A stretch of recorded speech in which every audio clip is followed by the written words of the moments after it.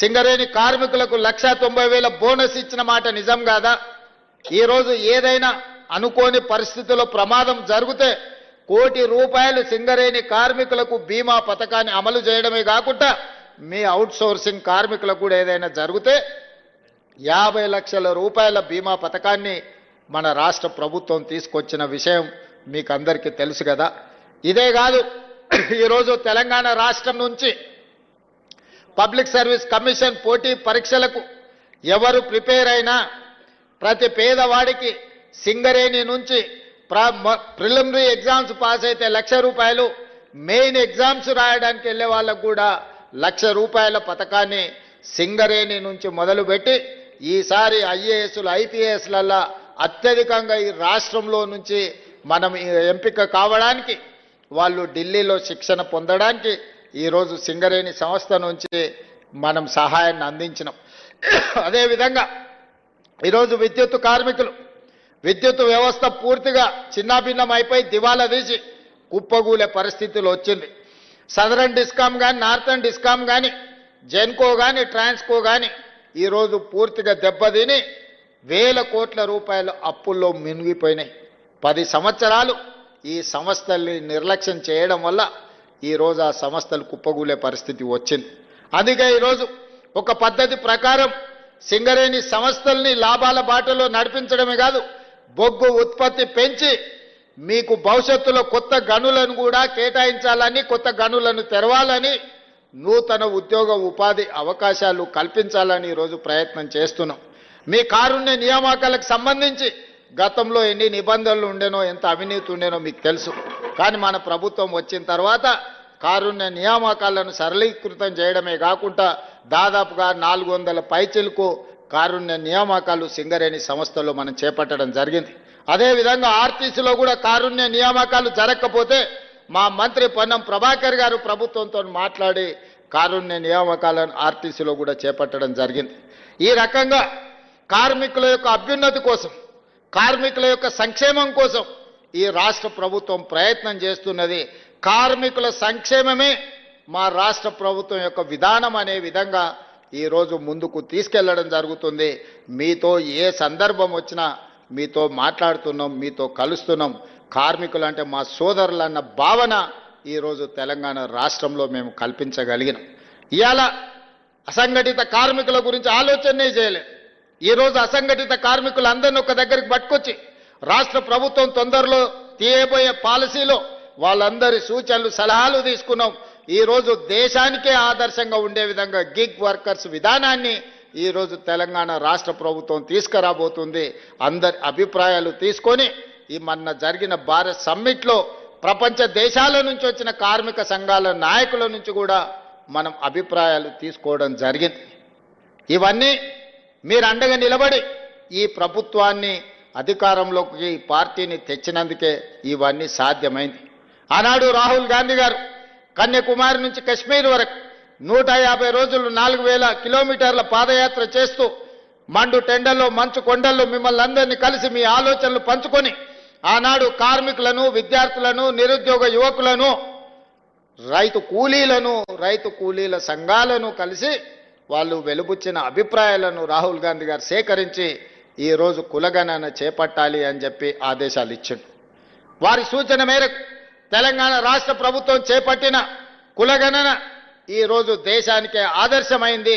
తెలంగాణ రాష్ట్ర ప్రభుత్వం చేసిన చట్టం ఈరోజు కేంద్ర ప్రభుత్వం దేశంలో కూడా జనగణనలో కులగణన చేర్చి తొందరలోనే ఎవరు ఎంతమంది ఉన్నారో తేలుస్తామని చెప్పి ఈరోజు కేంద్ర ప్రభుత్వం ప్రకటించింది. అనంటే ఈరోజు మీరందరూ అండగా నిలబడి తీసుకొచ్చిన ప్రభుత్వం తీసుకుంటున్న చర్యల వల్లనే ఈరోజు పేదవాళ్లకు న్యాయం జరుగుతున్నది. అందుకే మిత్రులారా, ఈరోజు కార్మిక సంఘాల నాయకులకు నేను విజ్ఞప్తి చేస్తున్నా. 60 సంవత్సరాలు 16 మంది ముఖ్యమంత్రులు 72,000 కోట్ల రూపాయలు అప్పు చేస్తే ఒక వ్యక్తి, ఒక పార్టీ, ఒక కుటుంబం 10 సంవత్సరాల 7 లక్షల కోట్ల రూపాయలు అప్పు చేసింది. పోనీ 7 లక్షల కోట్ల రూపాయల అప్పుతోనే ఎక్కడైనా ఏదైనా అభివృద్ధి జరిగిందా మీరు ఆలోచన చేయండి. మీ కార్మికులకు ఏదైనా మేలు జరిగిందా? చనిపోయిన కార్మికుల పట్ల మానవత్వంతో ఎప్పుడైనా ఆలోచన చేసిండ్రా? ఆర్టీసీ కార్మికులు ఆనాడు ధర్నా చేసి ఆనాడు మీరు ఉద్యమం చేస్తే 50 మంది కార్మికులను పొట్టన పెట్టుకున్నారు, కానీ మీతోని మాట్లాడలేదు. మరి మేము వచ్చిన తర్వాత ఈరోజు ఆర్టీసీని గాడిలో పెట్టి ఈరోజు లాభాల వైపు నడిపించే ప్రయత్నం చేస్తున్నాం. ఆర్టీసీ కార్మికులకు నేను విజ్ఞప్తి చేస్తున్నా, మళ్ళీ సమ్మె అని చర్చలు చేస్తున్నారు. దయచేసి ఈ సంస్థ మీది. ఈ సంస్థను ఏ మాత్రం పట్టింపులకో రాజకీయ నేపథ్యంలో ఎవరైనా ప్రోత్సహిస్తే, మనం ఏదైనా ఒక నిర్ణయం తప్పుగా చేస్తే మొత్తం సంస్థనే దెబ్బతినే పరిస్థితి ఈరోజు ఉంది. అదే కాదు, ఇవాళ మీరు ఆలోచన చేయండి, 7 లక్షల పైచిలకు కోట్ల రూపాయల అప్పులు రాష్ట్ర ప్రభుత్వం మీద ఉన్నాయి. ఆయన 50,000 కోట్ల రూపాయల కాంట్రాక్టర్ల బిల్లులు పెండింగ్ పెట్టిండు. బొగ్గు సరఫరా చేసిన సింగరేణికి 20,000 కోట్ల రూపాయలు పెండింగ్ పెట్టిండు. అదేవిధంగా వ్యవసాయానికి ఉచిత విద్యుత్తు అందించిన విద్యుత్తు శాఖకు దాదాపుగా 25-30,000 కోట్ల రూపాయలు పెండింగ్ పెట్టిండు. ఇట్లా ఇంకొక 1,29,000 కోట్ల రూపాయలు వివిధ సంస్థలకు బకాయిలు పెట్టిండు. చంద్రశేఖరరావు గారు డిసెంబర్ 7, 2023 నాడు మాకు అధికారం అప్పజెప్పినప్పుడు 8,29,000 కోట్ల రూపాయల అప్పులు మా చేతికి అందించిండు. ఇందులో 7,11,000 కోట్ల రూపాయలు వివిధ బ్యాంకులల్లా వివిధ సంస్థలల్లా ప్రభుత్వం పూచీకత్తు పెట్టి అప్పులు తెస్తే, మిగతావి వివిధ సంస్థలలో ఉద్దెరబెట్టిండు. ఉద్దెర మన గ్రామాలలో ఉంటుంది, కిరాణం కొట్టోడో లేకపోతే బట్టల కొట్టో షాపోడో మనకు తెలిసినోడు ఉంటాడు. దానికి ఒప్పందాలు ఇన్స్టాల్మెంట్స్ ఏముండవు, ఊర్లో మనకు ఉండే గౌరవం కొద్ది అప్పిస్తారు. అట్లాంటి అప్పులు విద్యుత్ శాఖ దగ్గర, అట్లాంటి అప్పులు సింగరేణి సంస్థ దగ్గర, ఇట్లా వివిధ కాంట్రాక్టర్లు చేసిన పనులకు నిన్న మన సర్పంచులు నిరసన తెలిపినరని వారు మన అంటున్నారు.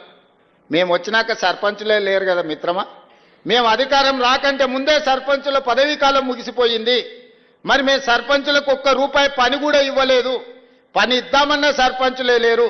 ఇవాళ సర్పంచులకు బకాయిలు ఉన్నాయంటే ఆ ప్రభుత్వం ఆనాడు వారు పెట్టిపోయిన బకాయిలే కదా. ఇట్లాంటి బకాయిలు, కాంట్రాక్టర్ల బకాయిలు, సర్పంచుల బకాయిలు, విద్యుత్ శాఖ బకాయిలు, ఆర్టీసీ కార్మికుల బకాయిలు ఈరోజు ప్రతి సంస్థకు పుట్టిన కాడల్లా బ్యాంకులో దొరికితే బ్యాంకులో తెచ్చిండు, ఊరి మీద దొరికితే ఊరి మీద తెచ్చిండు, చేబదులు దొరికితే చేబదులు తెచ్చిండు, పక్కింటోళ్ళ దగ్గర దొరికితే పక్కింటోళ్ళ దగ్గర తెచ్చిండు.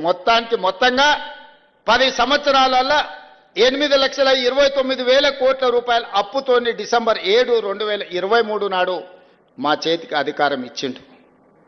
మరి ఈరోజు నేను అడుగుతున్న మిత్రులారా, 60 సంవత్సరాలు 16 మంది ముఖ్యమంత్రులు 1948 నుంచి 2014 జూన్ 2 వరకు 72,000 కోట్ల రూపాయల అప్పు చేస్తే, ఒక వ్యక్తి, ఒక కుటుంబం, ఒక పార్టీ 10 ఏళ్లలో 8,29,000 కోట్ల రూపాయల అప్పు చేసి, ఆ అప్పులతోని ఆయన తీసుకున్న తప్పుడు నిర్ణయాలతోని మనకు అధికారం ఇచ్చిండు.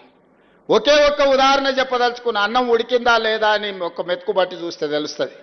1,02,000 కోట్ల రూపాయలు కాళేశ్వరం కాంట్రాక్టర్లకు బిల్లులు ఇచ్చిండు. 3 ఏళ్ల కట్టుడు కూలుడు సరిపోయింది.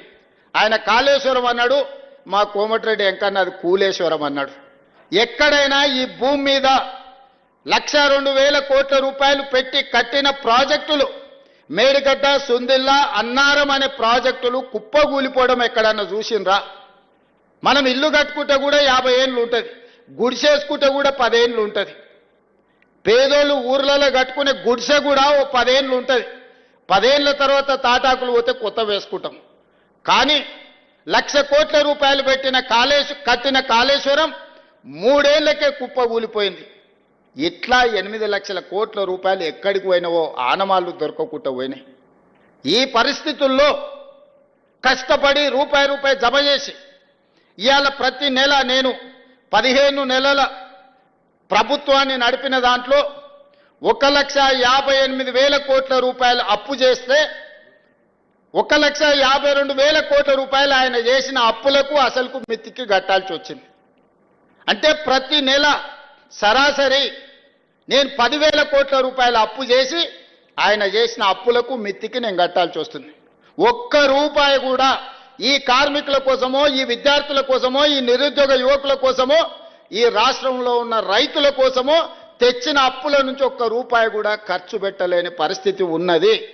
60 నెలలు నాకు అధికారాన్ని అప్పచెప్పితే నెలకు 10,000 కోట్ల రూపాయల చొప్పున 6 లక్షల కోట్ల రూపాయలు ఆయన గారు చేసిన అప్పులకు తప్పులకు ఈ రోజు నేను పాయమాలు కట్టాల్సి వస్తుంది.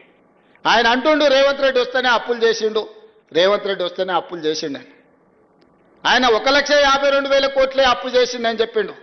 కాదు, 1,58,000 కోట్ల రూపాయలు అప్పు చేసిండు మీ ముఖ్యమంత్రి. కానీ ఆ 1,52,000 కోట్ల 58,000 కోట్ల రూపాయలలో 1,52,000 కోట్ల రూపాయలు 15 నెలల ఆయన చేసిన అప్పులకు అసలు మిత్తి నేను కట్టాల్సి వచ్చింది. ఇంకెట్లా నడపాలనో రాష్ట్ర ప్రభుత్వాన్ని మీరు చెప్పండి. ఇవాళ ఏ పథకం ఆగలేదు, రైతు భరోసా ఆగలేదు, రైతు రుణమాఫీ ఆగలేదు,